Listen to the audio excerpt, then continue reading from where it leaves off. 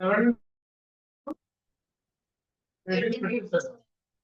100 ବର୍ଷ ଭିତରେ କଣ କଣ ବ୍ରିଟିଶ ର ପଲିସି ଥିଲା କଣ କଣ ବ୍ରିଟିଶ କଣ କରୁଥିଲା ନୀତି ଆପଣେଇଥିଲା କାହା ବିରୁଦ୍ଧରେ ଭାରତୀୟ ମାନଙ୍କ ବିରୁଦ୍ଧରେ କୋଉ କୋଉ ନୀତିକୁ ସେ କଣ କରୁଥିଲା ଯୋଗ କରୁଥିଲା ଯୋଉଟା କି ବ୍ରିଟିଶ କଣ ହେଇଥିଲା ତାର ଇକୋନୋମିକରେ ତାର ଇକୋନୋମିକ ପଲିସି ସକ୍ସେସଫୁଲ ହେଇଥିଲା ବ୍ରିଟିଶ ହେଲା आज आम यूनिट 4 एटा हूँ फास्ट चैप्टर ना सेकंड चैप्टर अच्छे commercial policy first chapter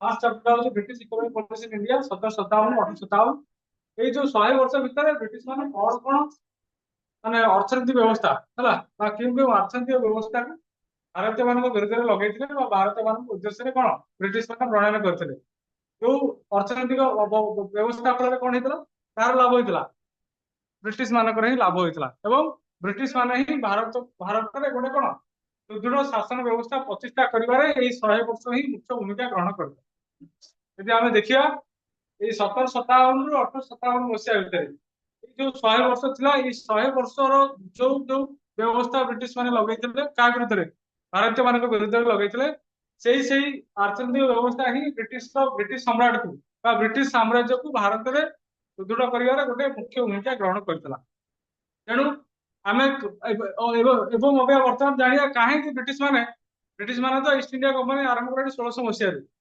east India company already आरंभ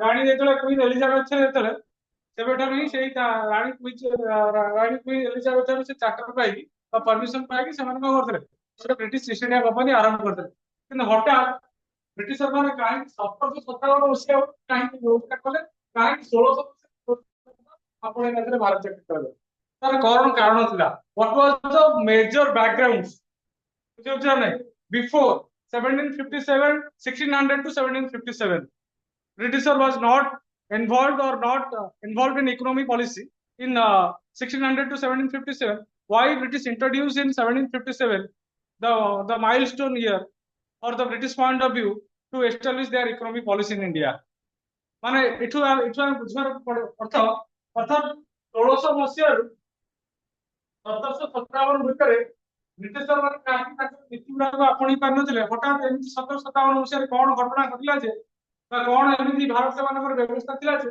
ब्रिटिश माने सेठी कौन अर्थनैतिक व्यवस्था को लगेगार सफल हे तार कारण मान आम खोजा बर्तमान आम जो जो कारण जो बैकग्राउंड कह बैकग्राउंड आम कह 1600 मसीह 1757 मसीह भारत अवस्था कौन था अवस्था कहले भारत राजनीतिक अवस्था कौन था बर्तमान जी आम भारत राजनीतिक अवस्था देखा 1600 मसीह 1757 मसीह भारत किए शासन करते बुझीगला जहाँफल ब्रिटिश माने कौन से समय तक कौन ब्रिटिशर माने डरी जाते भारत में कौन विभिन्न प्रकार अर्थनैतिक व्यवस्था लगे पारे से शासन व्यवस्था कौन पर्टिकुलाली कौन हो पतन घटुची यदि आम कह से शासन व्यवस्था कौन भारत व्यवस्था दुर्बल हो जाऊँगी जहाँफल ब्रिटिशर मान सहायक होती कौन कौन लगे निजर जो अर्थनैतिक पॉलिसी 1757 लगे किए थी पूर्व किए शासन करता भारत में कौ महाशक्ति शासन करते मोगल मान करते कारण ये आम 1600 मसीहा कह जो ब्रिटिश ईस्ट इंडिया कंपनी कौटी प्रतिष्ठा हो ब्रिटिश ईस्ट इंडिया कंपनी कौटी प्रतिष्ठा हो इंग्लैंड स्टार्ट हो ब्रिटिश ईस्ट इंडिया कंपनी प्रथम इंग्लैंड स्टार्ट होगा बुझे ना से प्रथम आस पहुंचुची कौट पहुंचुची ना प्रथम से परमिशन पाँच कालीकट है जड़े हिंदू किंग थे जामुरीन थे लिखिदे जड़े हाँ जड़े या गोटे फिल्म है गोटे या गोटे फिल्म है बुझे ना तेणु लेख ब्रिटिशर मान प्रथम पहुंचते कालीकट पहुंचते माड्रास कालीकट माड्रास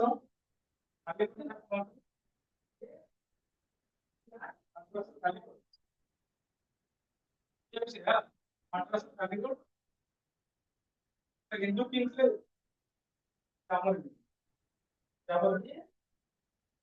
तो बही ना बैकग्राउंड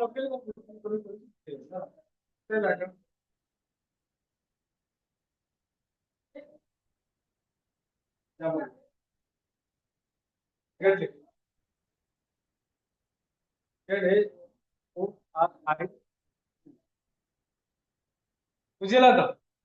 अर्थात एठी तुमको ब्रिटिश इकोनॉमिक पॉलिसी कहवा पूर्व आमको 1600 1757 भितर भारत में कौन था राजनीतिक व्यवस्था बुझिले ही आम 1757 कहानी आरंभ करवा से जीवा ब्रिटिश कौन कौन पॉलिसी लगे कहले तुमको पूरा कनेक्टिविटी हम से 1600 रु कनेक्ट करूँ बुझीपार ना बुझीपार से हिसाब से जाऊँ तेणु ये 1600 मसीह British East India Company Bharat में मुगल सम्राट की था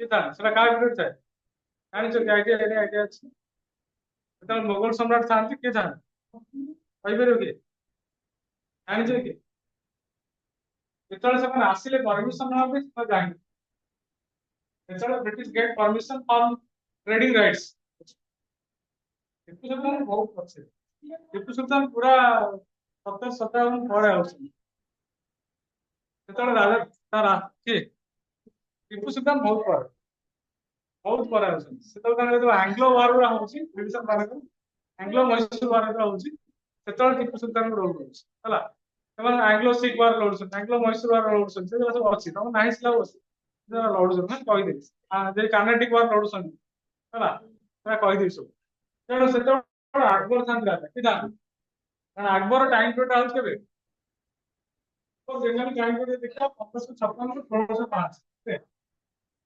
1605 ଯେତେବେଳେ ଆକବର ହିଁ ଭାରତ ରାଜା ଥାନ୍ତି আকবর পরে তাকে পুଅ বসুଛନ୍ତି ସିଂହାସନରେ ମୋଗଲ ସମ୍ରାଟ ସିଂହାସନରେ ବସୁଛନ୍ତି କିଏ ଜାହାଙ୍ଗୀର ବସୁଛନ୍ତି କିଏ ବସୁଛନ୍ତି ଜାହାଙ୍ଗୀର ଯେତେବେଳେ ଜାହାଙ୍ଗୀର ବସୁଛନ୍ତି ସେତେବେଳେ ବ୍ରିଟିଶ ଇଷ୍ଟ ଇଣ୍ଡିଆ କମ୍ପାନୀ ଭାରତକୁ ଆସୁଛି ବ୍ରିଟିଶ ଇଷ୍ଟ ଇଣ୍ଡିଆ କମ୍ପାନୀ ଭାରତକୁ ଆସୁଛି କେତେବେଳେ 1608 ଗୋଟେ ବହିରେ 1607-8 ଲେଖା 1607-8 ରେ ବ୍ରିଟିଶ ଇଷ୍ଟ ଇଣ୍ଡିଆ କମ୍ପାନୀ ଭାରତକୁ ଆସୁଛି କଣ ପରମିଶନ ପାଇଁ କଣ ପରମିଶନ ପାଇଁ ବାଣିଜ୍ୟ କରୁନି तार प्रथम उद्देश्य हूँ परमिशन पे अनुमति मांगुଛି काठार मुगल सम्राट जहांगीर ठार काठार मुगल सम्राट जहांगीर प्रथम आउଛନ୍ତି प्रथम के आउଛନ୍ତି ଦୁଇ ଜଣ ଆଉଛନ୍ତି ହକିନ୍ସ ଆଉଛନ୍ତି ଆଉ ସାର୍ ଥୋମାସ ୱାଇ ଆଉଛନ୍ତି ହେଲା ଦୁଇ ଜଣ ଆଉଛନ୍ତି ହକିନ୍ସ ଆଉଛନ୍ତି କ୍ୟାପ୍ଟେନ ହକିନ୍ସ ଆଉ ସାର୍ ଥୋମାସ ୱାଇ ହେଲା ତେଣୁ ଏ ଯୋଉ ଦୁଇ ଜଣ ଭିତରୁ ଜାହାଙ୍ଗୀର କଣ କରୁଛି ଫାଇନାଲି ପରମିଶନ ଦଉଛି 1615 ବେଳକୁ ଯେତେବେଳେ ଥୋମାସ ରୟ ଯେତେବେଳେ ମାଗୁଛନ୍ତି ପରମିଶନ କାହିଁକି କାରଣ ଜାହାଙ୍ଗୀର ଗୋଟେ ବଡ ଉପଲବ୍ଧି ତାଙ୍କ ଠାରୁ ବଡ ସୁବିଧା ପାଇଲା ଜାହାଙ୍ଗୀର ଗୋଟେ ପୁଅ ଥିଲା ତା ପୁଅ ନାଁ ହଉଛି ତାର ତାର ସର୍ଜରୀ କରିଥିଲେ ଯେ ଥୋମାସ ରୟ ଯିଏ ଆସିଥିଲେ ସେ ଗୋଟେ ଭଲ ବ୍ରିଟିଶ ଡକ୍ଟର ଥିଲେ ସିଏ ତାଙ୍କର ସର୍ଜରୀ କରି ତାଙ୍କୁ ରିକଭରି କରାଇଥିଲେ ମୋଗଲ ସମ୍ରାଟ ଜାହାଙ୍ଗୀରଙ୍କ ପୁଅ ଯିଏ ତାରା ଥିଲା ତାଙ୍କୁ ରିକଭରି କରାଇଥିଲେ ସେଇଠି କଣ କଲେ ଜାହାଙ୍ଗୀର ପ୍ରସନ୍ନ ହେଇକି ଜାହାଙ୍ଗୀର ତାଙ୍କ ଉପରେ ସନ୍ତୁଷ୍ଟ ହେଇଥିଲେ କାହା ଉପରେ ସନ୍ତୁଷ୍ଟ ହେଇଥିଲେ ଥୋମାସ ରୟ ଉପରେ ବା ବ୍ରିଟିଶ ଇଷ୍ଟ ଇଣ୍ଡିଆ କମ୍ପାନୀ ହେଲା ଇନଡାଇରେକ୍ଟଲି ଏଇଠି ପରମିଶନ ଟା ସେଇଠୁ ହିଁ ଗ୍ରାଣ୍ଟେଡ ହେଇଥିଲା ନା ୟୁ ଗେଟ୍ ପରମିଶନ ହେଲା you get permission to start a trade and commerce activities in Mughal empire ସେଠି ତ ଗୋଟେ ଛୋଟ ରାଜ୍ୟରେ ପାଇଥିଲେ ଯୋଉଟା କହୁଛି ଫାଷ୍ଟ କହିଲି କାଲିକୋଟରେ ଯୋଉ ପାଇଥିଲେ ଜାମୋରିନ ଦେଇଥିଲେ ଜାମୋରିନ ଯେହେତୁ ଗୋଟେ ହିନ୍ଦୁ ଇଣ୍ଡିପେଣ୍ଡେଣ୍ଟ ରୁଲର ଥିଲେ ଆଉ ସେତେବେଳେ ମୋଗଲ ସମ୍ରାଟ ଥିଲା ଆମର କିଛି ପୋର୍ସନ ସାଉଥ ଇଣ୍ଡିଆରେ କିଛି ପୋର୍ସନ ଥିଲା ସେ ଏରିଆ ମାନଙ୍କରେ ହିନ୍ଦୁ ରାଜାର ସ୍ୱାଧୀନ ଭାବରେ ଥିଲେ ଛୋଟ ଛୋଟ ଏରିଆ ନେଇ ହିନ୍ଦୁ ରାଜାର ସ୍ୱାଧୀନ ଭାବରେ ବସବାସ କରୁଥିଲେ କିନ୍ତୁ ପ୍ରାୟତଃ ମୋଗଲ ଏମ୍ପୋର ଟା ପ୍ରାୟ ଥିଲା ପ୍ରାୟ ମାନେ 90% ମୋଗଲ ଏମ୍ପୋର ଟା କଭର କରିଥିଲା ଇଣ୍ଡିଆରେ 10% ଥିଲା କିଛି ଇଣ୍ଡିପେଣ୍ଡେଣ୍ଟ କିଙ୍ଗଡମ ଥିଲା ସାଉଥ ଇଣ୍ଡିଆରେ ଯେମିତି ଆମେ କହୁଛେ ଫର ଏକ୍ସାମ୍ପଲ ବିଜୟନଗର କିଙ୍ଗଡମ ଥିଲା ପାହାମାନେ କିଙ୍ଗଡମ ଥିଲା ହେଲା ଆଉ କିଛି ସ୍ମଲ କିଙ୍ଗଡମ ଥିଲେ କୋଉମାନେ ଯୋଉଟା କି ସାଉଥ ଇଣ୍ଡିଆରେ ହେଲା ଯୋଉଟା କି ଆମର କୋଉ ଏରିଆରେ ତାମିଲନାଡୁ ଗୋଆ କେରଳ ଏଇ ଯୋଉ ଏରିଆରେ ହେଲା କରମଣ୍ଡଳ ଏରିଆଟା ସେଟାକୁ ଆମେ କହୁ କରମଣ୍ଡଳ କୋଷ୍ଟ ବୋଲି କହୁ କୋଉ କୋଷ୍ଟ କହୁ କରମଣ୍ଡଳ କୋଷ୍ଟ ଯେମିତି ଯୋଗାଇ ପଢୁଥିବ ହେଲା ସେ କୋଷ୍ଟ ହଉଛି କରମଣ୍ଡଳ କୋଷ୍ଟ ଏରିଆ ଛୋଟ ଛୋଟ ରାଜ୍ୟ ଗୁଡା ଥିଲା ସେ ସମୁଦ୍ର କୂଳ ଉପକୂଳବର୍ତ୍ତୀ ରାଜ୍ୟ ଥିଲା ସେମାନଙ୍କର ମେନ୍ ଆଡଭାଣ୍ଟେଜ ଥିଲା କଣ ସେମାନେ ट्रेड एंड कॉमर्स एक्टिविटीज करते କାହା ସହିତ ସାଉଥ ଇଷ୍ଟ ଏସିଆ ସହିତ ଯୋଉଟା ଆମେ ବର୍ତ୍ତମାନ କହୁଛେ ଜାଭା ଇଣ୍ଡୋନେସିଆ କାମ୍ବୋଡିଆ ହେଲା ଏଇମାନଙ୍କ ସହିତ ଶ୍ରୀଲଙ୍କା ଏମାନଙ୍କ ସହିତ ସେମାନଙ୍କର କଣ ଥିଲା ଚାଇନା ଏମାନଙ୍କ ସହିତ ସେମାନଙ୍କର ट्रेड एंड कॉमर्स एक्टिविटीज ଥିଲା ବୁଝିହଉଛି ନା ନାଇଁ ତମକୁ ସାର୍ ଯେମିତି ଆମର ଗୋଟେ କଳିଙ୍ଗ ୱାର ଅଛି ପଢେଇଲା ଅଞ୍ଚଳ କୁହାହବ ट्रेड एंड कॉमर्स एक्टिविटीज କଥା କୁହାଯିବ ଆନସିଏଣ୍ଟ ସମୟରୁ ବାଲିଯାତ୍ରା କଥା କୁହାଯାଉଛି ଆମର ଆନସିଏଣ୍ଟ ସମୟରୁ ଆମର ସାଧାରଣ ପୁଅ ମାନେ ଯାଉଥିଲେ କୋଉଠୁ ବାଣିଜ୍ୟ ବ୍ୟବସାୟ କରିବା ପାଇଁ ଯାଉଥିଲେ ପୁଣି ସୁଦୂର ଦୂରକୁ ପଳଉଥିଲେ ଯୋଉଟା କି ମଧ୍ୟ ଏସିଆ ଆପଣ ପଳଉଥିଲେ ଦକ୍ଷିଣ ଏସିଆ ଏବଂ ମଧ୍ୟ ଏସିଆ ଆପଣ ଯାଉଥିଲେ ଏଥିରୁ ଜାଣନ୍ତି ଆମର ଆନସିଏଣ୍ଟ ରୁ ट्रेड एंड कॉमर्स କେତେ ଫ୍ଲୋରିଶ ଥିଲା ଏ ତ ବର୍ତ୍ତମାନ ମୁଁ ପଳେଇ ଆସିଲି ମଡର୍ନ ସମୟ କଥା କହୁଛି କାରଣ ଆମର ଯେହେତୁ ଗୋଟେ ବାଣିଜ୍ୟ ବ୍ୟବସାୟର ଆଡଭାଣ୍ଟେଜ ଟା ଇଣ୍ଡିଆନ୍ସ ମାନଙ୍କ ଭିତରେ ବହୁତ ଥିଲା। ଇଣ୍ଡିଆନ୍ସ ଯୋଉମାନେ ସେଇ ମୋଗଲ ଏମ୍ପର କଥା କୁହ, ସେମାନଙ୍କ ବି trade and commerce activity Mughal emperor ବି ବହୁତ ବେଟର ଥିଲା। ତେଣୁ ବ୍ରିଟିଶର ମାନେ ଏଥିରେ କଣ କରୁଛନ୍ତି, ଜାହାଙ୍ଗୀର ପରମିଶନ ଦଉଛନ୍ତି, କାରଣ ବ୍ରିଟିଶର no the power of ମୋଗଲ୍ସ।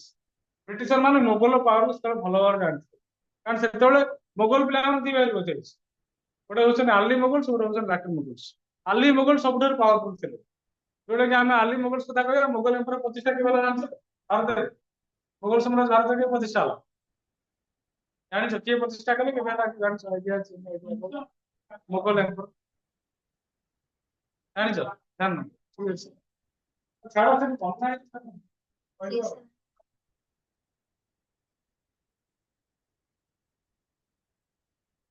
Mughal ଏମ୍ପର ଭାରତରେ ପ୍ରତିଷ୍ଠା ହଉଛି 1526 ରେ। କେବେ ହଉଛି?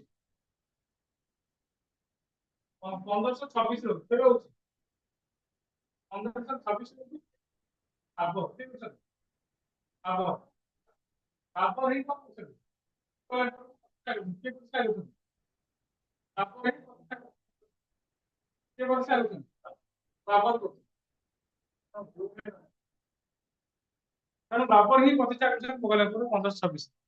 ସେଇ ବାବର ପ୍ରତିଷ୍ଠା କଲା ପରେ କଣ ହଉଛି, ମୋଗଲ ଏମ୍ପର ଟା ରନିଂ କରୁଛି ଇଣ୍ଡିଆରେ। କାହାକୁ ଘରେ ବାବର ପ୍ରତିଷ୍ଠା କରୁଛନ୍ତି? ଯୋଉ ଦିଲ୍ଲୀ ସୁଲତାନ ଥିଲେ ଇବ୍ରାହିମ ଲୋଧି, ସେ ଲାଷ୍ଟ ରୁଲର ଥିଲେ ଲୋଧି ଡାଇନାଷ୍ଟିର ହେଲା। ତାଙ୍କୁ ହରଉଛନ୍ତି ବାଟଲ ଅଫ ପାନିପତ ହେଲା। ସେଟା କୁହାଯାଏ ପ୍ରଥମ ପାନିପତ ଯୁଦ୍ଧ। ପାନିପତ ଯୁଦ୍ଧ ତିନିଟା ହେଇଛି, ଗୋଟେ ଆକବର ଲଢିଛି, ଗୋଟେ ବାବର ଲଢିଛି, ଆଉ ଗୋଟେ ଥାର୍ଡ ଟା ଆଫଗାନ ଆଫଗାନ ଭିତରେ ହେଇଛି, ଆମର ମାରାଠା ଭିତରେ ହେଇଛି ହେଲା। ତିନିଟା ୱାର ହେଇଛି, ତିନିଟା ପାନିପତ ହେଇଛି। ସେଟା 1761 ହେଇଛି ଥାର୍ଡ ଟା। ପ୍ରଥମଟା ହେଲା 1526 ରେ, ସେକେଣ୍ଡ ହେଲା 1556 ରେ, ଥାର୍ଡ ହେଲା 1761 ରେ। ତିନିଟା ବାଟଲ ପାନିପତ ହେଇଛି। ପ୍ରଥମ ପାନିପତ ଲଢିଥିଲେ ବାବର ଲଢିଥିଲେ, ଯିଏ କି କଣ କରିଥିଲେ, ତାଙ୍କର ମୋଗଲ ସାମ୍ରାଜ୍ୟ ପ୍ରତିଷ୍ଠା କରିଥିଲେ ଭାରତରେ। ମୋଗଲ ମାନେ ଓରିଜିନ ହେଇନାହାନ୍ତି ଭାରତରୁ, ସେମାନେ ଆଇସନ୍ ସେ କାବୁଲ କାନ୍ଦାର ଏରିଆରୁ ଆଇସନ୍, ବୁଝୁଛନ୍ତି? ଯୋଉଟା କି ଆମେ ବର୍ତ୍ତମାନ କହୁଛେ ଆଫଗାନିସ୍ତାନ ଏରିଆ, ଆଫଗାନିସ୍ତାନ ପୂର୍ବରୁ ଆଇସନ୍ ହେଲା, ବୁଝୁଛ ନା? କାରଣ ସେ ଏରିଆରେ କିଛି ଇକୋନୋମିକ ଆଡଭାନ୍ସମେଣ୍ଟ ନଥିଲା। ମୋଗଲ ଆସିବାର ଇଣ୍ଡିଆକୁ ମେନ୍ କାରଣ ତ ତମକୁ କହୁଥିଲି କଣ, ଲୁଟିବା ପାଇଁ ଆସ। ଯାହା ବି ଯୋଉ ଆମେ ଯୋଉ ଇସଲାମ ଇନଭେନସନ କଥା କହୁଛୁ, ପୂର୍ବ କ୍ଲାସରେ କହୁଥିଲି, ଇସଲାମ ମାନେ ଇନଭେନସନ କରୁଛନ୍ତି ଭାରତକୁ, ତାଙ୍କର ମେନ୍ କାମ ଥିଲା ପ୍ଲଣ୍ଡରିଂ କରିବା। ଇଣ୍ଡିଆ ସେତେବେଳେ କୁହାଯାଉଥିଲା ଇଣ୍ଡିଆକୁ ସୁନାର ଦେଶ କୁହାଯାଉଥିଲା। India was the land of golden country. ଇଣ୍ଡିଆରେ ବହୁତ ଧନ ସମ୍ପଦ ଭରିପୂର୍ଣ୍ଣ ଥିଲା, ଇଣ୍ଡିଆରେ ଯାହା ଥିଲା ଆଉ କୋଉଠି ନଥିଲା। ତେଣୁ ଯାହା ବି ତମେ ଦେଖିବ, ଯେତେ ଗୁଡେ ଜିନିଷ ବି ବର୍ତ୍ତମାନ ତମେ ଦେଖିବ, ଆମର ଗୋଟେ ସାହାଯ୍ୟ କରିଥିଲେ ମୟୂର ସିଂହାସନ କରିଥିଲେ, ବର୍ତ୍ତମାନ ବ୍ରିଟିଶ ମ୍ୟୁଜିୟମ ଅଛି। ବ୍ରିଟିଶର ମାନେ ତାକୁ ନେଇଯାଇଛନ୍ତି। ଆମ ଦିଲ୍ଲୀପ ସିଂ ସାଙ୍ଗରେ ଲଢେଇ କଲେ ଆଙ୍ଗ୍ଲୋ ଶିଖ ବାରରେ। ଦିଲ୍ଲୀପ ସିଂ ପାଖରେ ଥିଲା, ତା ବାପା ରଞ୍ଜିତ ସିଂ ଆଣିଥିଲା। ଦିଲ୍ଲୀପ ସିଂ ସାଙ୍ଗରେ ୱାର କରିକି ଆମର ମୟୂର ସିଂହାସନ ଟାକୁ ନେଇଯାଇଛନ୍ତି। ଶାହଜାହାନ ମୟୂର ସିଂହାସନ ନେଇ ବର୍ତ୍ତମାନ ବ୍ରିଟିଶ ମ୍ୟୁଜିୟମ। ନରେନ୍ଦ୍ର ମୋଦୀ ମଝିରେ ପ୍ରସ୍ତାବ ଦଉଥିଲେ, କହିଲେ ଆମର ମୁଗଲ ସମ୍ରାଟଙ୍କର ମୟୂର ସିଂହାସନ ଟା ଦେଇଦିଅ, ଆମ ମ୍ୟୁଜିୟମ ରହିବ। କିନ୍ତୁ ତାପରେ କିଛି ହେଇପାରୁନି, କାରଣ ଯେହେତୁ ସେମାନେ କନକ୍ୱେଷ୍ଟ କରି ନେଇଛନ୍ତି, ଏଥିପାଇଁ କଥାବାର୍ତ୍ତା କିଛି ଆପୋଷ ବୁଝାମଣା ହେଇ ଆସିପାରୁନି, ବୁଝିପାରୁଛ ନା? ଏଥିରୁ ଜାଣନ୍ତି ମାନେ ଇଣ୍ଡିଆର ବହୁତ ଗୁଡା ଜିନିଷ ଥିଲା, ଯାହା ଭାରତରେ ଥିଲା ଆଉ କୋଉଠି ନାହିଁ। ସେଥିପାଇଁ ତ ଇସଲାମ ଇନଭେନସନ କରୁଛନ୍ତି। ସୁଲତାନ ବାଲା ଆସିକି ଏଠି ଶାସନ କଲେ, ଦେଖିଲେ ଯେ ଭାରତର ଜୋଗ୍ରାଫିକାଲ କଣ୍ଡିସନ ବହୁତ ଭଲ ଅଛି, ଭାରତର ଲ୍ୟାଣ୍ଡ ଫର୍ଟାଇଲ ଅଛି, ଭାରତର ଗଙ୍ଗା ଯମୁନା ଭଳିଆ ରିଭର ବହିଯାଇଛି। ଆଉ କଣ ଦରକାର ଭାରତରେ? ଭାରତରେ ସୁନା ରୂପାର ଅଭାବ ନାହିଁ, ଖଣିରେ ତ ଭାରତର ଅଭାବ ନାହିଁ। ଭାରତରେ ତ କପା ଭଲ ଚାଷ ହଉଛି। ଭାରତରେ ତ ମାନେ ଅଫିମ କୁହ, ଗଞ୍ଜେଇ କୁହ, ଯେତେ ପ୍ରକାର ତବାଖୁ କୁହ, ସବୁ ଭାରତରେ ଷ୍ଟାର୍ଟ ହେଇଛି। ପାନ କୁହ, ସବୁ ଭାରତରେ ଷ୍ଟାର୍ଟ ହେଇଛି। ଆଉ ଭାରତ ହିଁ ପ୍ରସିଦ୍ଧ କାହିଁକି? ମସଲା ପାଇଁ। ୟୁରୋପିଆନ ମାନେ ଖାଇବା ଶିଖିନଥିଲେ, ଜାଣିଛନ୍ତି ନାଇଁ? କାରଣ ଗୋଟେ କଞ୍ଚା ଖାଦ୍ୟ, କଞ୍ଚା ଚିକେନ ଆମେ କେତେ ସମୟ ରଖିବା, ତା ବଏଲ କଲେ କେତେ ସମୟ ରହିବ? ଅତି ବେଶୀ 3 ଘଣ୍ଟା 4 ଘଣ୍ଟା, 3 ଘଣ୍ଟା ବି ରହିପାରିବ ନାହିଁ। 3 ଘଣ୍ଟାରୁ ଉର୍ଦ୍ଧ୍ୱ ହେଲେ ସେ ନଷ୍ଟ ହେଇଯିବ। ଆମର ମସଲା ଜାତୀୟ ଖାଦ୍ୟ ତମେ ଫ୍ରାଏ କରି ରଖିଦବ, ଡିପ୍ ଫ୍ରିଜର ରଖିଦବ, ମାସେ କାଳ ରଖିଲେ ବି ଖାଇବ। ହଉଛି ନା ହଉନି? ଏଇ ଖାଦ୍ୟଟା ଶିଖେଇଛି କି? ଯୋଉ ସ୍ପାଇସେସ ଫୁଡଟା, ଯୋଉ ମସଲା ଜାତୀୟ ଖାଦ୍ୟଟା ଭାରତୀୟ ମାନେ ଶିଖେଇଛନ୍ତି। ଖାଇବା ଲୋକଙ୍କୁ ପୃଥିବୀରେ ଭାରତ ଶିଖେଇଛି କେମିତି ଘରେ ଗୋଟେ ଟେଷ୍ଟି ବାଲା ଖାଦ୍ୟ କୁହାଯାଏ। ସେଥିପାଇଁ ତ ଭାରତର ଉପଲବ୍ଧ ବହୁତ ଥିଲା। ଯଦି ଆମେ ଏଇ 16th ସେଞ୍ଚୁରୀରେ ଦେଖୁଛେ, ଅନ୍ୟ ୟୁରୋପିଆନ କଣ୍ଟ୍ରି ମାନେ ଭାରତକୁ ଆସୁଛନ୍ତି, ଇସଲାମ ମାନେ ଯେମିତି ଭାରତକୁ ଆସିଲେ, ସେମିତି ୟୁରୋପିଆନ ଦେଶ ମାନେ ଭାରତକୁ ଆସିବାର କାରଣ କଣ? ଭାରତ ପାଖରେ ରିଚ୍ ଅଫ ଫ୍ୟାସିଲିଟିଜ ଥିଲା, ରିଚ୍ ଅଫ ପ୍ରଡକ୍ଟ ଫ୍ୟାସିଲିଟିଜ, ଯୋଉ ଫ୍ୟାସିଲିଟିଜ ଟା ସାରା ପୃଥିବୀ ବର୍ଷରେ ନଥିଲା। ସେ ଆଡଭାନ୍ସମେଣ୍ଟ ଟା କେବଳ କୋଉଠି ଥିଲା? ଇଣ୍ଡିଆରେ। ଇଣ୍ଡିଆର ଗୋଟେ ଲାର୍ଜର ଆଡଭାନ୍ସମେଣ୍ଟ ଥିଲା, ଯୋଉଠି କଣ फुड कथा कुह कि जेकोसी मेटाल कथा कुह किंबा सबुठारु फेमस था भारत कटन पे फेमस था कारण कटन बहुत आवश्यकता था वर्ल्ड वाइड रे कटन चाहिदा था भारत 16 सेंचुरी देखा बुझे ना तेणु से यूरोपियन मैंने तुम जो देखुच जोग्राफिकल एक्सप्लोरेशन एग्जामिनेशन तुम पढ़ी फास्ट इयर जो जोग्राफिकल एक्सप्लोरेशन होची इन द टाइम 13-14 सेंचुरी से कौन हो तो स्थलपथ डेभलपमेंट होता आम जो बर्तमान कहे स्थलपथ जो गमनागमन कहे से स्थलपथ में कौन प्रकार सुविधा सुजोग उपलब्ध नाला केवल कौन था जलपथर ही आवश्यकता था लोक मैंने बुझीते जलपथ माध्यम नहीं गले से कौन गोटे निरापद उपाय जाए कौन करेंगे गोटे राज्य गोटे देश में पहुंची पारे कारण स्थलपथ दे गले कौन हम से देश तुम छाड़ तुम यूरोप रु भारत को आसापे तुम केते राजा हर पड़ो केते राजा पैसा देवा पड़ो केते राजा परमिशन ना पड़ो एटा संभवपर नाला यदि आम देखा लैंड रूट देखा लैंड रूट फैसिलिटीज पूरा कौन बहुत खराब थिला जो व्यवस्था देखिए आसिक जड़े वाणिज्य व्यवसाय कर जापर ना गला बेलू पाखे किसी न से तो सब दे आसो पाखे कौन रहा ट्रेड एंड कमर्स केमी कर वाणिज्य व्यवसाय केमी कर खाली हाथ आसो खाली हाथ जीव कि से तुम गोटे ओडिया गोटे शब्द अच्छी कारण यदि मनुष्यर आवश्यकता हम मनुष्य कौन कर खोजापी आरंभ कर कौन कर मनुष्य जो निजर आवश्यकता पूर्ण करने चाहिए प्रत्येक जिनस को मनुष्य खोजापी चाहिए खोजापी चाहिए मनुष्य जो मनुष्य खोजा आरंभ कर मनुष्य ही कौन कर सफलतार पहाच पहुंचे आ जो पर्यटन मनुष्य खोजा आरंभ करनी जो मनुष्य भी जो मनुष्य खोजापी आरंभ करनी तार आवश्यकता पूर्ण चाहिए से मनुष्य मनुष्य ही पारनी जब आम भर आम आवश्यकता पूर्ण करने आरंभ करने चेष्टा करवा खोजा आरंभ करवा तेज मनुष्य ही डेभलप कर कारण आम जब गोटे तुमको चामच खुआई गोटे जिन तुम तार टेस्ट पाइब ना के टेस्ट पाइबन के टेस्ट पाइब जो तुम से निजे तैयारी कर बुझीपार निजे तैयारी कर निजे खाइब जो तार टेस्ट तुम जो खुशी जो मिल मुझे तुम चामच डायरेक्ट खुआई तुमको खुशी लगे कारण से कौन तुम सुख दे पारे भाव सुख दे पारे बहुत हापीएस्ट लगे ना मुझे कष्ट कली मत बहुत सुविधा सब किसी मिलगला कि तुमको जो जो जो जिन मुझे सब बंची थी तुम चामच खाइबा कि सब मो पाखे तुम भी मो पाखे समय थी सब आस तुम चामच खाई पार से नथियो कारण सब आम पाखक सामान आवश्यकता सामान सुविधा आसो किसी माने ना यहाँ हूँ समय यहाँ हूँ जीवन तेणु जीवन समय सब कौन करता है भिन्न भिन्न कथा शिखी था मनुष्य को मनुष्य को सामान आवश्यकता सब मनुष्य समय दबन कि सहित सुविधा भी दब ना आम कह सब आम एमती बचुवा जमी आम 16 वर्ष थी किसी मान ना मुझे दिने 16 वर्ष थी बर्तमान आसिक एट द एज ऑफ 28 पहुंचे बुझे ना तेणु सब जो समय आम कह समय सब समय अतिक्रम कर चलो सहित आम जो सुविधा अच्छी से सुविधा भी आम काल सब आसला बापा को पैसा पठाऊे मुझे तुम भाया खाई खर्च कर बुलूली मार्केट पाठ पढ़ुली कॉलेज जाऊली हस्टेल रोली सांग मैंने होते खुशी होते बर्तमान से सुविधा अच्छी कि बर्तमान से सुविधा ना कारण कारण समय सुविधा सब कौन समान आवश्यकता मनुष्य को दब ना जिते मनुष्य के दरकार मनुष्य तार आवश्यकता ये यूरोपीय मैंने कौन कले जिते तुमको कहूँ जो फॉल ऑफ कॉन्स्टेंटिनोपल है रिलेट कर वर्ल्ड मैटर रिलेट कर trade and commerce activities Europe रु इंडिया को आसूसी जो कॉन्स्टेंटिनोपल फॉल है कॉन्स्टेंटिनोपल आगे क्या अंडर था क्रिश्चियन अंडर था क्रिश्चियन अंडर था से मोहम्मद सेकेंड ही विन कर फास्ट इस्लाम मैंने विन कर कॉन्स्टेंटिनोपल छाड़ी कौन जाऊँ क्रिश्चियन मैंने छाड़ी पलाऊँ इटाली से इटाली जो छाड़ी जाऊँ से ही रेनेसां स्टार्ट हो कहीं कॉन्स्टेंटिनोपल जब आम मेडिवल एज को जीवा मध्ययुग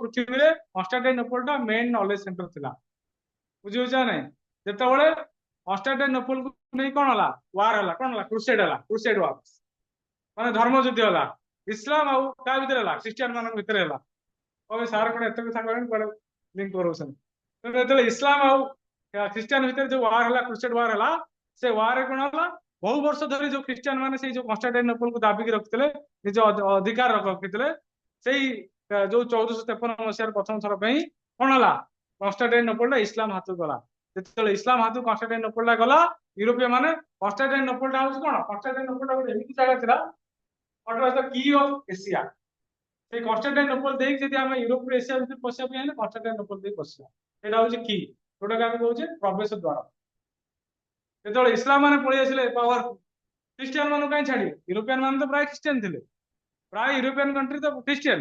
ସେମାନେ କାହିଁକି, ଯଦି ପିଲାମାନେ ଖ୍ରୀଷ୍ଟିଆନ ଅଂଶ ଖରାପ ହେବନି, ଇସଲାମ ଅଂଶ ଖରାପ ହେବନି। ସେଇ ୟୁରୋପିଆନ ମାନେ ହିଁ କଣ କଲେ, ଯେତେବେଳେ ୟୁରୋପିଆନ ଖ୍ରୀଷ୍ଟିଆନ ମାନଙ୍କୁ ଇସଲାମ ମାନେ ସପୋର୍ଟ କରିବେ କି? କେବେ ହେଲେ କରିବେ ନାହିଁ। ତେଣୁ ସେଥିପାଇଁ ଯେତେବେଳେ ଆବଶ୍ୟକତା ପଡିଲା, କାହାର ଆବଶ୍ୟକତା ପଡିଲା? ୟୁରୋପିଆନ ମାନଙ୍କର ଆବଶ୍ୟକତା ପଡିଲା ଏବଂ ଚିନ୍ତାର କାରଣ ପଡିଲା, ଆମେ କେମିତି ଯିବୁ ବାଣିଜ୍ୟ ବ୍ୟବସାୟ କରିବୁ ଭାରତୀୟ ମାନଙ୍କ ସହିତ, ଏସିଆର ଦେଶ ଗୁଡିକ ସହିତ କେମିତି ବାଣିଜ୍ୟ ବ୍ୟବସାୟ କରିବୁ। ସେଇ ଯୋଉ ଚିନ୍ତା ପଡିଲା, ସେଇ ଚିନ୍ତାଟା କଣ ଜୋଗ୍ରାଫିକାଲ ଡିସ୍କଭରି କି ଆରମ୍ଭ କଲା, ଯୋଉଠି କି ପ୍ରଥମ ଜୋଗ୍ରାଫିକାଲ ଡିସ୍କଭର ହେଲା କଲମ୍ବସ କଲେ। କୋଉଠି କଲେ? କଲମ୍ବସ କୋଉଠି କଲେ? ଆମେରିକାକୁ ଡିସ୍କଭର କଲେ 1492 ଖ୍ରୀଷ୍ଟାବ୍ଦରେ କଲେ। ତାପରେ ଭାସ୍କୋ ଡା ଗାମା ନେକ୍ସଟ କଲେ, 1498 ଇଣ୍ଡିଆକୁ ଡିସ୍କଭର କଲେ। ସେଇ ଭାସ୍କୋ ଡା ଗାମା ଯୋଉ ଷ୍ଟୋରିଟା ଲେଖିଲେ, କୋଉ କୋଉ ବାଟ ଦେଇକି ଆସିଲେ ଭାରତକୁ, ସେଇ ଯୋଉ ଭାସ୍କୋ ଡା ଗାମା ଟ୍ରାଭେଲ ଆକାଉଣ୍ଟ ପଢିକି ହେଲା, ତାଙ୍କର ଭ୍ରମଣ କାହାଣୀଟାକୁ ପଢିକି ଅନ୍ୟ ୟୁରୋପିଆନ ମାନେ କଣ ଉତ୍ସାହିତ ହେଲେ। ଅନ୍ୟ ୟୁରୋପିଆନ ମାନେ ମଧ୍ୟ ତାଙ୍କ ରାଜାରାଣୀ କଣ କଲେ, ଉତ୍ସାହିତ କଲେ, କହିଲେ ଆମେ ମଧ୍ୟ ତାଙ୍କର ଭ୍ରମଣ କାହାଣୀଟା ପଢିଛୁ, ଭାରତକୁ ଯିବା ପାଇଁ ଆମେ ବର୍ତ୍ତମାନ ରାସ୍ତା ପାଇଯାଇଛୁ, ତେଣୁ ଆମକୁ ପରମିଶନ ଦିଆଯାଉ, ଆମେ ଯାଇ ବାଣିଜ୍ୟ ବ୍ୟବସାୟ କରିବୁ। କାହା ସହିତ? ଏସିଆ ଦେଶ ସହିତ ବାଣିଜ୍ୟ ବ୍ୟବସାୟ କରିବୁ। ବୁଝିପାରୁଛ ନାଇଁ? ତାପରେ ସେଠୁ କଣ ଗଲା, ସବୁ ଡଚ୍ ଇଷ୍ଟ India company, Dutch East India, Dutch ମାନେ ଆସିଲେ, ଫ୍ରେଞ୍ଚ ମାନେ ଆସିଲେ, ସ୍ପେନ ମାନେ ସ୍ପାନିଶ ମାନେ ଆସିଲେ, ବ୍ରିଟିଶର୍ସ ମାନେ ଆସିଲେ, ପର୍ତ୍ତୁଗୀଜ ଆସିଲେ। ଏମିତି ସେ ୟୁରୋପିଆନ 5ଟା ୟୁରୋପିଆନ ଆସିଲେ। କୋଉଠିକି? ଭାରତକୁ ଆସିଲେ ଏକାକାଳୀନ ସମୟରେ। ଏଇ 2-4 ବର୍ଷ ଏପଟ ସେପଟରେ ଆସିଲେ। କେବଳ ସଭା ଶେଷରେ ଫ୍ରେଞ୍ଚ ହାଉସ୍ ସମସ୍ତେ ଆସିଲେ, ତାଙ୍କ ଭିତରେ ରାଇଭେଲରୀ ଆରମ୍ଭ ହେଇଗଲା। କାରଣ ସେତେବେଳେ ଟ୍ରେଡ୍ ଆଣ୍ଡ କମର୍ସକୁ ନେଇକି ତାଙ୍କ ଭିତରେ ଚାଲିଲା ସମସ୍ତ ଦେଶକୁ। ସେତେବେଳକୁ ଅଲରେଡି କଣ ମଡର୍ନ ନଲେଜ ଆସିଗଲାଣି, ତମେ ଜାଣିଛ କାହା ଦ୍ୱାରା? ଥ୍ରୁ ନଲେଜ, ରେନେସା ରିଫର୍ମେସନ ଦ୍ୱାରା ମଡର୍ନ ନଲେଜ ଆସିଗଲାଣି। ଲୋକମାନେ ଆଧୁନିକ ପାଦକୁ ପହଞ୍ଚିଲାଣି। ଧୀରେ ଧୀରେ ସାଇଣ୍ଟିଫିକ ଡେଭଲପମେଣ୍ଟ ବି ହେଇଗଲାଣି, ବହୁତ ଗୁଡାଏ ଜିନିଷ ସାଇଣ୍ଟିଫିକ ଡେଭଲପମେଣ୍ଟ ଆସିଗଲାଣି, ଜୋଗ୍ରାଫିକାଲ ଡିସ୍କଭରି ହେଲାଣି। କାରଣ ବହୁତ ଗୁଡାଏ କଣ, ଯଦି ମଡର୍ନ ଆଡଭାନ୍ସମେଣ୍ଟ ଗୁରା ଆସିଗଲାଣି, ଫିଟିଗଲାଣି। ଯେତେବେଳେ 14th ସେଞ୍ଚୁରୀ 15th ସେଞ୍ଚୁରୀ ଆମେ ଦେଖୁଛେ, ସେଇ ସେଞ୍ଚୁରୀ ବେଳକୁ କଣ ହଉଛି, ସବୁ ମଡର୍ନ ଆଡଭାନ୍ସମେଣ୍ଟ ଗୁରା ଫିଟି ଫିଟି ଯାଉଛି। ନୂଆ ନୂଆ କଥା ଘଟୁଛି ସବୁ। ଲିଟରେଚର, ନୂଆ ନୂଆ ଲିଟରେଚର ଆସୁଛି। ଯୋଉ ଲିଟରେଚର ପଢି ମଣିଷ ଭିତରେ କଣ ଆସୁଛି, ମଣିଷ ଭିତରେ ଜାଗ୍ରତ ଆରମ୍ଭ ହଉଛି। ମଣିଷ ନିଜର ଅଧିକାର ବିଷୟରେ ଜାଣିପାରୁଛି। ତମେ ତ ରେନେସା ପଢିଛ ନା ପଢିଛ ମୁଁ ଜାଣିନି। ମୁଁ ଗୋଟେ କ୍ଲାସରେ ସାର୍ କହୁଥିଲି, ଲାଷ୍ଟ ଟାଇମ ଆସିକି ରେନେସା କହୁଥିଲି ପିଲାମାନେ, ତେଣୁ ଫାଷ୍ଟ ଥିଲାବେଳେ କହୁଥିଲି।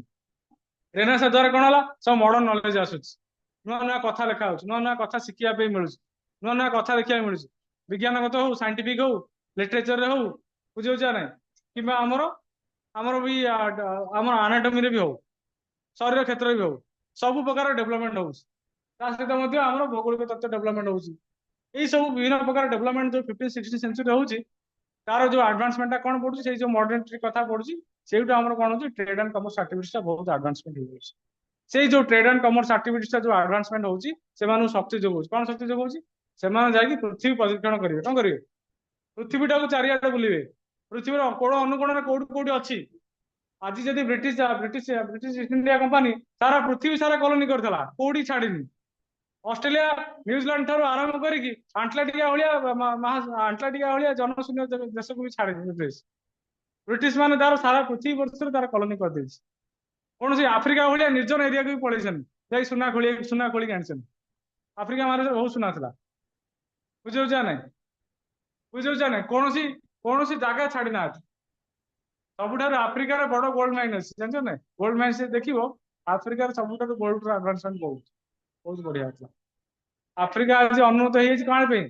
ଇଣ୍ଡିଆ ବି ଆଜି ଅନୁନ୍ନତ ହେଇଛି କାହା ପାଇଁ ଜାଣିଛ? ଏଇ ୟୁରୋପିଆନ ମାନଙ୍କ ପାଇଁ। ୟୁରୋପିଆନ ମାନେ ମାନେ କଣ୍ଟିନ୍ୟୁଅସଲି ଏଇ ଯୋଉ ବ୍ରିଟିଶ ଇକୋନୋମିକ ପଲିସି ପଢେଇବି ଭାରତୀୟ ମାନଙ୍କୁ 100 ବର୍ଷ କାଳ, ମାନେ ଦୀର୍ଘ 300 ବର୍ଷ ଧରି ଇଂରେଜ ମାନେ ଶୋଷଣ କରି ନେଇଛନ୍ତି। ଇଏ ତ ଖାଲି 100 ବର୍ଷ କଥା ମୁଁ କହୁଛି, ଦୀର୍ଘ 300 ବର୍ଷ ଧରି ବ୍ରିଟିଶର ମାନେ ଭାରତକୁ ଶୋଷଣ କରିଛନ୍ତି। ଯଦି ଆଜି ବ୍ରିଟିଶ ମାନେ ଯାହା ବି ଡେଭଲପମେଣ୍ଟ ହେଇଛି, ତାର ଅବଦାନ ହଉଛି ଏଇ ଭାରତୀୟ ମାନଙ୍କର। ଏଇ ଭାରତର ଧନ ସମ୍ପତ୍ତି ହଉଛି ବ୍ରିଟିଶକୁ ଡେଭଲପମେଣ୍ଟ କରିଛି, ବା ୟୁରୋପ କଣ୍ଟିନେଣ୍ଟ ଡେଭଲପ କରିଛି। ଆଜି ଏଇ ଏସିଆ ମହାଦେଶର ହିଁ ଅବଦାନ, ଯୋଉଟା କି ଥାର୍ଡ ୱାର୍ଲଡ କଣ୍ଟ୍ରି କାଉଣ୍ଟ ହଉଛି। ଯେତେବେଳେ ଇକୋନୋମିକ ପଏଣ୍ଟ ଅଫ ଭ୍ୟୁ କହିବେ ସାର୍ କହୁଥିବେ, ଥାର୍ଡ ୱାର୍ଲଡ କଣ୍ଟ୍ରି ହିସାବରେ ଯଦି କାଉଣ୍ଟ ହଉଛି, ଡେଭଲପ କଣ୍ଟ୍ରି କୁହାହଉନି, ଡେଭଲପିଂ କଣ୍ଟ୍ରି କୁହାହଉଛି। ବୁଝିପାରୁଛ ନା? ଯଦି ଆଜି କୁହାଯାଉଛି ଏସିଆ ଆଫ୍ରିକା କୁହାଯାଉଛି, ତାର ରିଜନ ହଉଛନ୍ତି ୟୁରୋପିଆନ ମାନେ। ୟୁରୋପିଆନ ମାନେ କିଛି ରଖିନାହାନ୍ତି, ସବୁ ଶୋଷଣ କରିବାକୁ ନେଇଯାଇଛନ୍ତି। ଯାହା ଥିଲା ବର୍ତ୍ତମାନ, ଆଉ ଯାହା ଥିଲା ଆମର ଯୋଉ ଚୋର ନେତା ମାନେ ଅଛନ୍ତି, ସେ ଚୋର ନେତା ମାନେ ଅଛନ୍ତି, ତାକୁ ବି ସେମାନେ ଶୋଷଣ କରି ନେଇଯାଇଛନ୍ତି। ଯାହା ବି ଅଛି ଆମ ପାଖରେ ବର୍ତ୍ତମାନ, ସେମାନେ ତାଙ୍କ 14 ପୁରୁଷ ପାଇଁ କଣ କରୁଛନ୍ତି? ବେଡି ବାନ୍ଧୁଛନ୍ତି। ବୁଝିପାରୁଛ ନାଇଁ?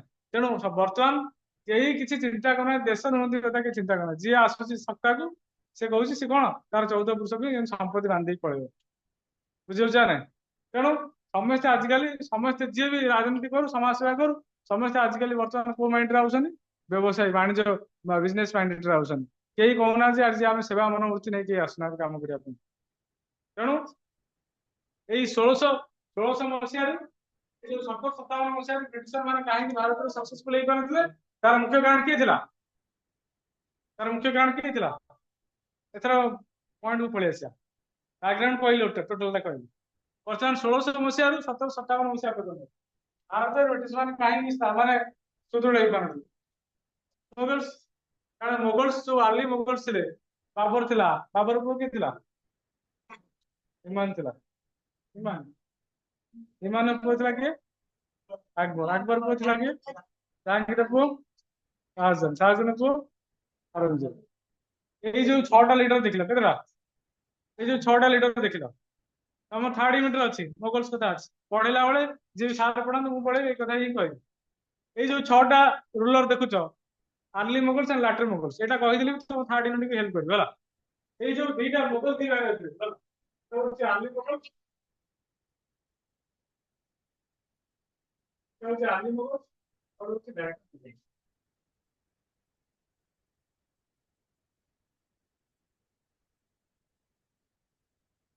आर्ली मुगल्स के 1526 1707 1707 1707 रे ही औरंगजेब डेथ हो चला बुझे ना 1707 रे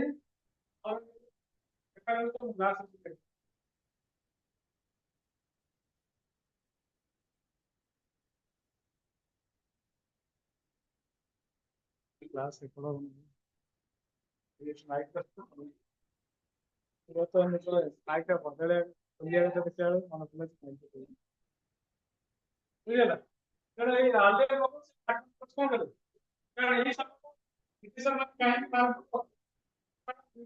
मुगल पावर था मुगल मान एते शक्तिशाली थे जे ब्रिटिश मान डरिले तो से समय ब्रिटिश मान थ्रेटन करथा ना मुगल्स को ए मुगल मान ही ब्रिटिश मान विद्या करथा भारत आ कहानी 300 वर्ष न था हमें आज ये जो ब्रिटिश ईस्ट इंडिया कंपनी कहानी पढ़चे ये जो ब्रिटिश जुग जो 300 वर्ष कहानी पढ़चे ये जो भारत स्वाधीनता संग्राम पढ़चे एगुरा किसी पढ़िया पे न था बोधे भारत इतिहास आगे कौन लिखा था अन्य किसी होता बुझे ना तेना आम आज ये जो गांधी जुग पढ़ुचे है गांधी गांधी के पढ़ ना गांधी आम हिरोइन था गोटे कथा पढ़ी माने जदि ब्रिटिशर मान न था कहानी बढ़ी था ना कहीं कहानी लिखाई था ना कहीं भारत स्वाधीनता संग्राम कहानी लिखाई पान था आ कौन इतिहास मत लिखाई था समय समान अच्छे तेणु ब्रिटिशर मैंने भाई बहुत चालाक थे बहुत चतुर थे जो वाणिज्य व्यवसाय करने आसिले देखिले जाने मुगल पाखे बहुत पावर अच्छे मुगल को चाहबू मुगल मैंने आउट भारत बड़े से जानते भारत मैंने पढ़े भारत पाखे जो आवश्यकता जो भारत जो आडभांसमेंट अच्छी कौन इकोनॉमिक आडभांसमेंट अर्थनैतिक गुरुत्व जो भारत पाखे जिनसा पाइबा कौन धैर्य सहित अपेक्षा करते गोटे जिन कौन कह हार्डवर्क आउ पेशेंस ये दुटा जिन मनुष्य सब सक्सेसफुल कराए ब्रिटिश जब आज इंडिया सक्सेसफुल है तार दुईटा रिजन हो तार हार्डवर्क तार पेशेंस अपेक्षा करता समय को अपेक्षा करता भल मुहूर्तटा आस जो समय से कौन व्यवहार करके तार ब्रिटिश सम्राट दूर कर भारत जानी कौन मुगल सम्राट कौन हो भिन्न हो भारत तो दिन दिन आम कौन आस ब्रिटिश तेणु से 1707 मसीहा बेले औरंगजेब डेथ हो last powerful ruler Mughal death हो जो लाटेस्ट मुगल्स मैंने आउन 1707 रु 1857 भितर से रूल कर बेसी वर्ष भितर बहुत गुड़ा राजा अच्छे सेटल लगुच बुझे ना जहाँफल ब्रिटिशर मैंने फायदा से सुधर फायदा कौ नौ ब्रिटिशर मान नौ कौ मान ब्रिटिशर्स मान नौ खाली ब्रिटिशर्स मान नौ ना सहित आम जो लोकल किंग थे से नौ अर्थात ये गोटे वार्ड कह डिसइंटीग्रेशन ऑफ मुगल एम्पायर जो मुगल एम्पायर कौन हो पतन घटुच मुगल एम्पायर बड़ बड़ मुगल एम्पायर था पतन घटुच मुगल एम्पायर कौन नेटवर्क पाऊनी ସବୁ ରାଜ୍ୟ ଉପରେ କଣ ନିଜର ଆଧିପତ୍ୟ ବିସ୍ତାର କରିବା ପାଇଁ। ସେଠି କଣ ହଉଛି ଧୀରେ ଧୀରେ ଯୋଉ ଛୋଟ ଛୋଟ ସ୍ମଲ କିଙ୍ଗଡମ ଗୁଡା ଥିଲା ଭାରତର, ସେମାନେ ନିଜକୁ କଣ କରୁଛନ୍ତି ଇଣ୍ଡିପେଣ୍ଡେଣ୍ଟ ଘୋଷଣା କରୁଛନ୍ତି। କଣ କରୁଛନ୍ତି ସେମାନେ ନିଜକୁ ଇଣ୍ଡିପେଣ୍ଡେଣ୍ଟ ଘୋଷଣା କରୁଛନ୍ତି, ସ୍ୱାଧୀନ ଭାବରେ ଘୋଷଣା କରୁଛନ୍ତି। ସେଇ ଯୋଉ ସ୍ୱାଧୀନ ଭାବରେ ଘୋଷଣା କରୁଛନ୍ତି ତାଙ୍କ ଭିତରେ କଣ ହଉଛି ଗୋଟେ ଗୋଟେ ନୂଆ ନୂଆ ଶକ୍ତି ତିଆରି ହଉଛି। କୋଉଠି ମୋଗଲ ସମ୍ରାଟର ପତନ ପରେ ସେଇ ଯୋଉ ନୂଆ ନୂଆ ଶକ୍ତି ତିଆରି ହଉଛି, ସେଇ ନୂଆ ନୂଆ ଶକ୍ତିଙ୍କ ଭିତରେ ମଧ୍ୟ କଣ ହଉଛି ଆରମ୍ଭ ହଉଛି, କଣ ଆରମ୍ଭ ହଉଛି ରାଇଭେଲରୀ। ତାଙ୍କ ଭିତରେ ଯୋଉ ରାଇଭେଲରୀ ଆରମ୍ଭ ହଉଛି ତାର ସୁଯୋଗ ନଉଛି କିଏ ବ୍ରିଟିଶର୍ସ। ବ୍ରିଟିଶର ଏଠି ଥାର୍ଡ ମଙ୍କି ହଉଛି। ଫାର୍ଷ୍ଟ ମଙ୍କି ସେକେଣ୍ଡ ମଙ୍କି ଭିତରେ ଯୋଉ ଝଗଡା ହଉଛି ପାୱାରକୁ ନେଇକି, ପୋଜିସନକୁ ନେଇକି ବା ଇକୋନୋମି ଆଡଭାନ୍ସମେଣ୍ଟକୁ ନେଇକି, ତାର ଥାର୍ଡ ମଙ୍କି ହିସାବରେ ଦେଖୁଛି ବ୍ରିଟିଶର। ତାର ଫାଇଦା ନଉଛି କିଏ ବ୍ରିଟିଶର୍ସ ନଉଛି। ସେଇ ଯୋଉ ବ୍ରିଟିଶର୍ସ ମାନେ ସେଇ ଯୋଉ ଫାଇଦା ସେ ଅପରଚୁନିଟି ଗେନ୍ କରୁଛନ୍ତି, ସେ ଅପରଚୁନିଟି କଣ କରୁଛି ବ୍ରିଟିଶର ମାନଙ୍କୁ ହେଲ୍ପ କରୁଛି ଇଣ୍ଡିଆରେ 300 ବର୍ଷ ଶାସନ କରିବା ପାଇଁ, ଭାରତର ସ୍ୱାଧୀନ ଭାରତର ଶୋଷଣ କରିବା ବା ଇଣ୍ଡିଆକୁ ଏକ୍ସପ୍ଲୋଟେସନ କରିବାରେ ବହୁତ ପରିମାଣରେ ସାହାଯ୍ୟ କରୁଛି। କିଏ ସାହାଯ୍ୟ କରୁଛି ବୁଝିପାରୁଛ? ଭାରତର ଅବସ୍ଥା କୋଉ ଅବସ୍ଥା, ଭାରତର ରାଜନୈତିକ ଅବସ୍ଥା କୋଉ ଅବସ୍ଥା, ଭାରତ ରାଜନୈତିକ ଅବସ୍ଥା ହିଁ ବହୁତ ପରିମାଣରେ ସାହାଯ୍ୟ କରୁଛି କାହାକୁ ବ୍ରିଟିଶର ମାନଙ୍କୁ। ଆମେ ଖାଲି ବ୍ରିଟିଶ ମାନଙ୍କ ଦୋଷ ଦେଇଦେବାନି, ଆମେ ନିଜେ ହିଁ ନିଜ ପାଇଁ ଦାୟୀ। ମଣିଷ ଯେତେବେଳେ ଯାହା ବି ଭୁଲ କରିଥାଏ, ମଣିଷ କେବଳ ନିଜ ପାଇଁ ନିଜେ ହିଁ ଦାୟୀ ଥାଏ, ନିଜେ ହିଁ ମଣିଷ ସେଲ୍ଫ ରେସ୍ପନ୍ସିବଲ ହେଇଥାଏ। ଆମେ ଯଦି ଅନ୍ୟ ଉପରେ ଯୋଉ ଦୋଷ ଦେଇ ଦୋଷ ଲଦି ଦେଇ ଯୋଉମାନେ ପଳେଇ ଯାଆନ୍ତି ସେମାନେ ହଉଛନ୍ତି କାହା ପୁରୁଷ ବା ଭୀରୁ। ବୁଝିପାରୁଛ ନା? ମୋ ଭାଷାରେ କହୁନି, ଏଇଟା ପାଠ ବି କହୁଛି। ଯଦି ଅନ୍ୟ ମଣିଷ ସବୁବେଳେ କୁହେ ମୁଁ ତା ପାଇଁ ମୋର ଭୁଲ ହେଲା, ତା ପାଇଁ ମୋ ରେଜଲ୍ଟ ଖରାପ ହେଇଗଲା, ତା ପାଇଁ ମୋର ଅମଳ ନଷ୍ଟ ହେଇଗଲା। ମଣିଷ କେବଳ ମଣିଷ ନିଜ ପାଇଁ ନିଜେ ହିଁ ଦାୟୀ, ମଣିଷ ଅନ୍ୟ କାହା ପାଇଁ ଦାୟୀ ନୁହେଁ। ମଣିଷ ଯଦି ଆଜି କିଛି ବି କରିପାରିବ, ଯାହା ବି ଯୋଉ ସ୍ତରକୁ ଯାଇପାରିବ ସେ ନିଜ ସ୍ତରରେ ହିଁ ଯାଇପାରିବ। ଆମେ କହିବା ଆମକୁ କିଏ କହିବା ଆମକୁ ଉଠେଇ ନେଇ ଥୋଇଦବ, ସେଇଟା ଭୁଲ କଥା। ବୁଝିପାରୁଛ ନାଇଁ? ଯଦି ଆଜି ବ୍ରିଟିଶର ମାନେ ଭାରତକୁ ଶାସନ କରିପାରୁଛନ୍ତି କେବଳ ବ୍ରିଟିଶ ମାନେ କଣ ନିଜର କାପାବିଲିଟି ପାଇଁ, ନିଜର ମାଇଣ୍ଡ ସେଟ ପାଇଁ ବା ନିଜର ହାର୍ଡ ୱାର୍କିଂ ପାଇଁ, ନିଜର ଅପରଚୁନିଟି ଗେନିଂ ପାଇଁ ସେ ସେଇ ମୁହୂର୍ତ୍ତକୁ ଅପେକ୍ଷା କରିଥିଲେ। ଯୋଉ ମୁହୂର୍ତ୍ତରେ କଣ ଏମିତି ଗୋଟେ ମୁହୂର୍ତ୍ତ ମିଳିବ ଯୋଉଠି କଣ ଭାରତୀୟ ମାନଙ୍କୁ ଶାସନ କରିବାର ଗୋଟେ ସୁଯୋଗ ମିଳିଯିବ, ସେଇ ସୁଯୋଗଟା ହିଁ କଣ କରିଥିଲା ଅପେକ୍ଷା କରିଥିଲା ବ୍ରିଟିଶ ମାନେ ଅପେକ୍ଷା କରିଥିଲେ। ବା ବ୍ରିଟିଶର ଏଇ ଯୋଉ ବଣିକ ଯାତ୍ରା ଥିଲା